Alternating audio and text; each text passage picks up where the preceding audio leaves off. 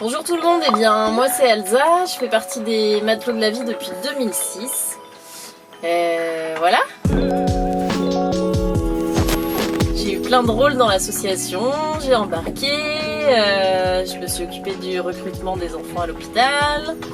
Et puis là voilà, je suis dans le bureau, j'embarque plus mais je suis très active dans l'association, plutôt de l'intérieur.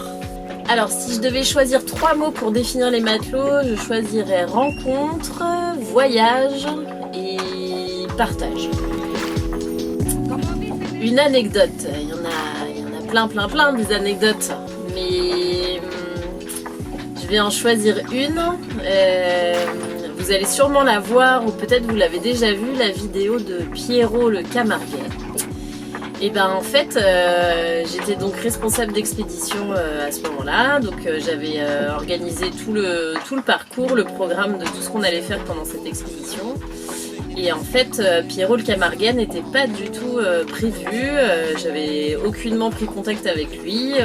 En fait, ce qui s'est passé, c'est qu'à Port-Camargue, un soir sur le port, on était en train de se balader, ou je sais même plus, je crois qu'on était parti faire une lessive, enfin bref, et Pierrot est passé avec sa voiture et nous a alpagués, et en fait, en discutant, 1 heure après, on s'est retrouvés chez lui, dans sa manade, à voir le marquage des taureaux, à visiter son exploitation, à manger un repas traditionnel camarguais, faire la fête avec eux, et voilà. Et en fait voilà, Pierrot, eh bien c'était pas du tout prévu, c'était complètement inattendu, et c'est assez drôle justement sur les matelots, le fait que ce voyage nous réserve parfois des surprises, et en l'occurrence des belles surprises, puisque je pense que tous les matelots cette année se souviennent de Pierrot le Camarguais, chez Pierrot.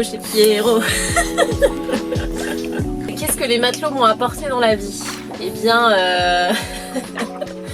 comment dire, ils m'ont apporté une partie de ma vie, une grande partie de ma vie, puisque j'y ai rencontré mon mari, et aujourd'hui on a 2 enfants. Donc voilà, les matelots, ça a complètement construit ma vie, je dirais. Donc c'est une association qui représente énormément pour moi, et en plus c'est un peu le prolongement de ce que j'ai vécu plus jeune, puisque à 14 ans je suis partie sur la Fleur de Lampol pendant 1 an et demi. Alors c'était un tout autre voyage, mais voilà, c'est une histoire qui est présente, la fleur est présente dans ma vie depuis très longtemps, et c'est un grand bonheur de pouvoir continuer à vivre avec elle aujourd'hui, et à permettre à des enfants de partager un petit peu de l'expérience que j'ai vécue, même si c'est pas du tout le même contexte. Et voilà, c'est une histoire familiale et un vrai prolongement de ce que j'ai pu vivre. Et voilà, c'est vraiment une grande partie de ma vie. Mon meilleur souvenir, en fait il y en a plein de meilleurs souvenirs, mais il faut bien en choisir un, alors je vais choisir celui-là. C'était pendant l'expédition 2012, en juillet, j'étais donc responsable d'expédition, et en fait j'avais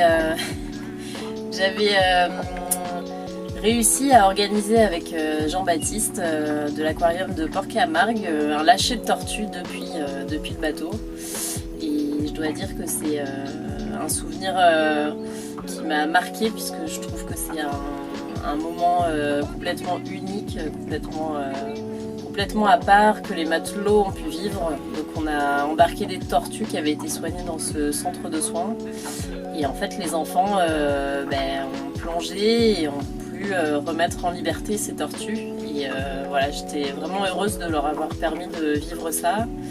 Et voilà, c'était une expédition qui était assez unique pour moi en plus, puisque j'avais mon petit garçon aussi qui était là avec nous, puisque j'étais enceinte, et du coup c'était voilà, un moment je pense assez magique, qui m'a valu d'ailleurs le surnom de Maman Tortue, puisqu'on a eu plein de soucis météo et ce moment-là a failli ne pas se faire, mais heureusement il s'est fait et voilà, c'est vraiment un joli souvenir pour moi.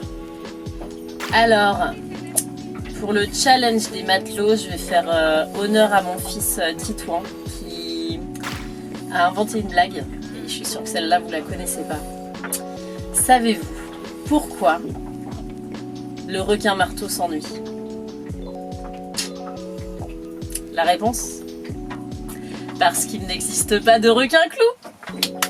Hey hey